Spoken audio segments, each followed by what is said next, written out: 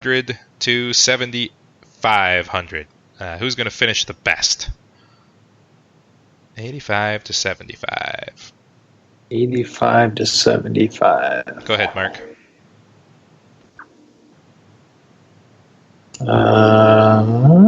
How about 85 to 75? Ryan Palmer. Mr. Palmer. Excellent work. I will go with the hometown boy at 7,500. I am going with Mackenzie Hughes.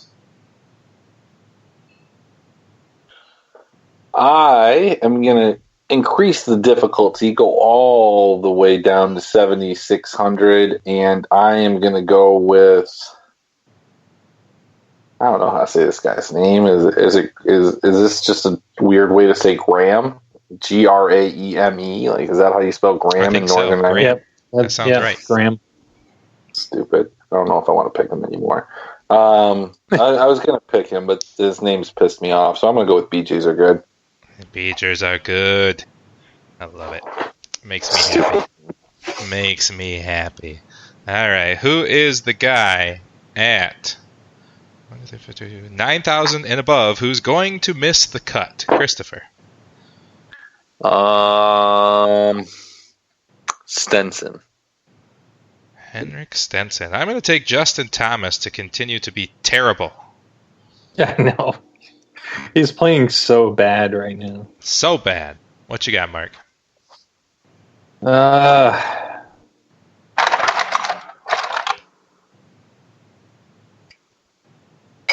know what? I'm gonna take Rory. Mr. Rory. Ooh, that's bold. Bold, sir. I think he's gonna be tinkering. All right, get deep, my friend. 6,700 and below. Who do you got to be so drunk to play? 6,700 and below. Well, if we're going drunk, I'll go way down. Yeah, we're getting hammered.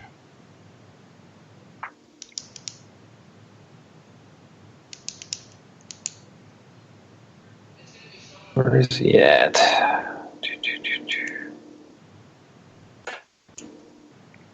You're taking too long. Chris, what do you got?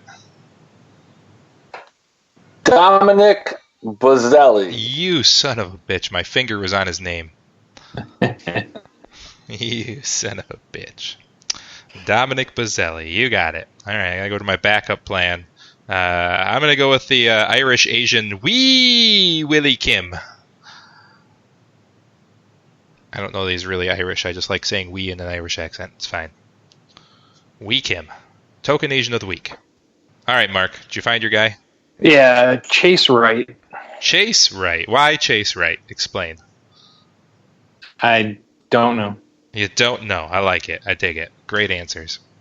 All right. I've written them down in the book that will never be opened again. So, what's on your mind, Chris? You seem like you have a topic you want to explore. And that'll wrap it up for Draft for Upside's sports analysis this week, by the way. Again, Draft for Upside. Find us, draftforopside.com, DRAUGHT, like draft beer, Facebook, Twitter, all that. We will be using that much more as the summer goes along, as we get back into football and a few other things. And we are on the Legend Sports Network, found at LennyMelnickFantasySports.com. Join for free. Interact with the shows live. There's always something going on the show. Cha-Cha's yelling 4 for some reason. Oh, golf. I get it. 4. I'm slow. It's fine. I'm slow. Cha-Cha joined me Monday when you were out, Chris. I don't know if you caught any of the show, but basically we just BS'd and talked about the beginnings of the DFS world. So interesting. No, I didn't. I was involved in some really interesting things. Put it that way. Yeah, I bet. I don't know. You guys want to talk about some geek culture here? You guys want to talk some topics? You know, I think I was ready to do that. So, like, I'm ready to get involved here. I like it. So here's my dilemma. So Game of Thrones is over. I quit watching The Walking Dead about 2 episodes after Rick got flown away in a helicopter, and I'm kind of in no man's land here. I tried to watch American Gods. I've been told that I just have to kind of let it build up, but the first 4 or 5 episodes just so slow. And Neil Gaiman's stuff is really good. I've always enjoyed it, but he has a tendency in some of his stuff to kind of not explain things and just wait for his readers or viewers to just catch on their own. And I just don't have enough TV time to watch enough in a row to really kind of figure it out. So I'm a huge Terry Pratchett fan, so I'm thinking about that Good Omens. How you been liking that so far, Mark? Oh, it's excellent. So I gave it an A-.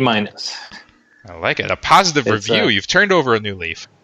I feel like Mark's actually I had a really good weekend of movies and TV, actually. Yeah. I agree with you, Chris. I think this is a complete and utter falsity because he got really angry about getting called out that show about all his negativity.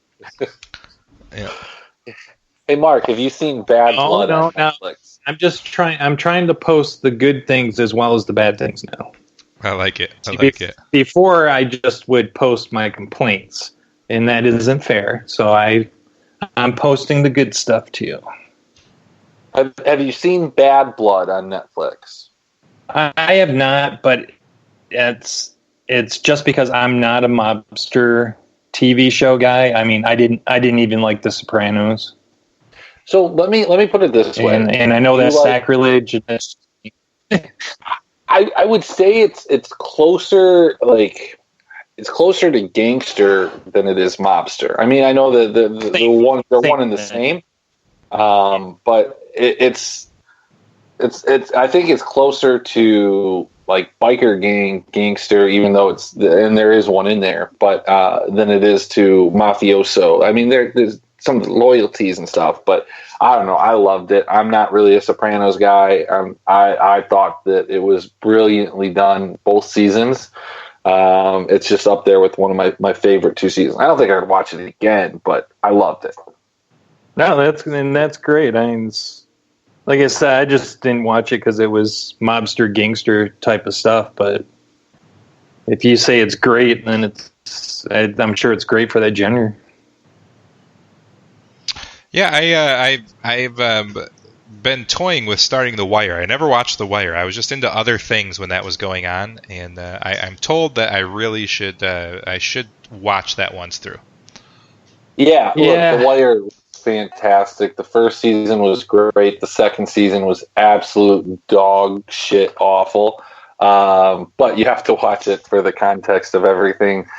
Third season was fantastic. Again, fourth season was really good, and the fifth season was like, honestly, it was kind of like the last season of Game of Thrones. It was like, oh, we weren't supposed to end it here, but we did. That wasn't the plan. It was rushed for different reasons, but still one of the best shows of all time. Was that a victim of the writer's strike? I think it was something like that. There was something involved in that.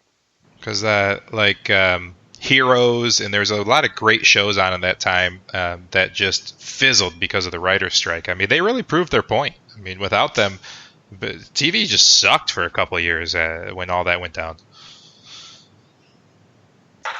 Yeah, the ending was just like look, with Game of Thrones, it was just kind of rushed. With The Wire, it was like, well, really? That's I mean, I guess. So, but yeah. No, it's definitely worth watching. I myself only watched it 2 or 3 years ago, but I thought it was still fantastic. Obviously, the longer you wait to watch it,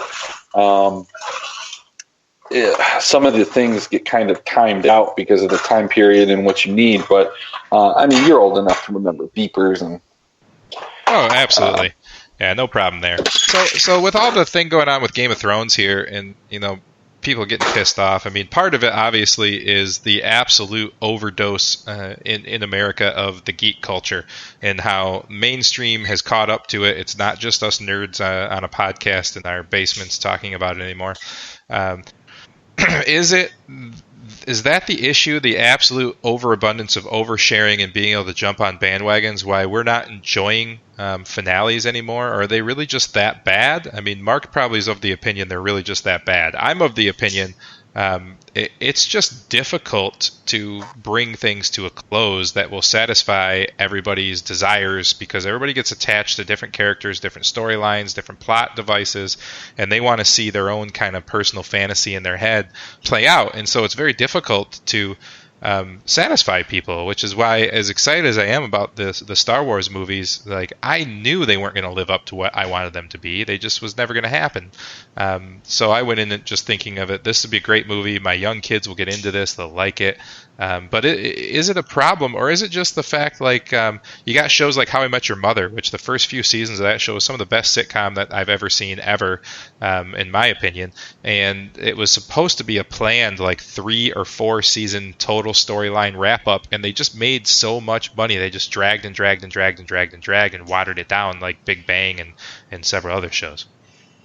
Well, real quick, Craig Kimbrell just signed with the Cubs. Nice. But and I'll just be real brief here. I think the problem that some people had with Game of Thrones was misconstrued, and people, there were people that didn't like the ending, but I think the majority of people just didn't like how the ending was presented. I mean, I think a lot of the ending was okay, and it was fine the way that it was. It was just, it was so rushed, so condensed, and like there were certain parts of it that didn't make sense. From like why is the North going to have a problem with like a North, or like, well, we're going to secede even though like somebody from our house is going to rule this? Like, that doesn't make sense. But it just was like a huge build up to this final. Or why nobody else stood up and went, "Oh, we can succeed. I'll secede too." Yeah. Or like, hey, let's listen to the prisoner. Like, this is this dude that we totally respect for some reason. So. It just, like, some of it didn't make sense. Yeah, Jon wanted to be in the North. That makes sense. Sansa just wants to rule. That makes sense. Bran told us he didn't want to rule, but like, obviously it made sense. But like, you could have had a build up to it, and like honestly, the thing that made me the only thing that made me upset, aside from how contracted it was a stupid dragon burning the Iron Throne. Like, oh, the Iron Throne, the desire for it killed my mother. Like, stop it. Are you serious? Like, and why didn't he kill Jon? Because he knew that Jon was the rightful heir to the Iron. Like, that was so stupid. That was the dumbest thing in the world. That was one of the things I liked. Oh, yeah, I didn't mind that. I actually really liked the joke, Sam, when he's like, maybe since we are ruling everybody, everyone should have a say, and then everybody just paused and then started laughing. Yeah, that actually, I really enjoyed that. Some people said it was a little too campy, but honestly, we're still ruled by 6 people in a room. That's still going on. Nothing has changed. Yeah. But the answer to your original question, I do think the majority of it is people's perceptions of what they thought the ending should be. But you pointed out 2 shows where I think they were actually really bad endings, which was Game of Thrones and How I Met Your Mother. They were just they were terrible. Totally poorly written. Yeah. How I Met Your Mother was when it got a huge amount of praise after second season or third season, when everything really got really good with that show, and they basically came out and said, we've got a plan. We want to wrap this up, and this was designed to be a 3 or 4 year run, because that's just kind of the attention span of people. But then it just it made too much money, so they just had to keep going. Like Big Bang Theory, I thought it was awesome for like 3 seasons. It just wrapped up after 11. Like, what the hell are they still joking about 7 years later? Or like a show like Supernatural that went 15 or 16 seasons and really peaked around that 4 to 6, and it had some good seasons after that. But that storyline was supposed to end after the 5th season, and it was supposed to be the finale, and they've gotten 10 extra years out of it, especially when you get these systematic shows where it's like, this is how the plot is going to go in every single episode. We're going to advance the long plot order here. Yeah, it's the Law and Order. Yeah. So I just want to finish my thought about How I Met Your Mother, and they actually filmed that last episode in the beginning, in the first season. So this was the plan all along, and I just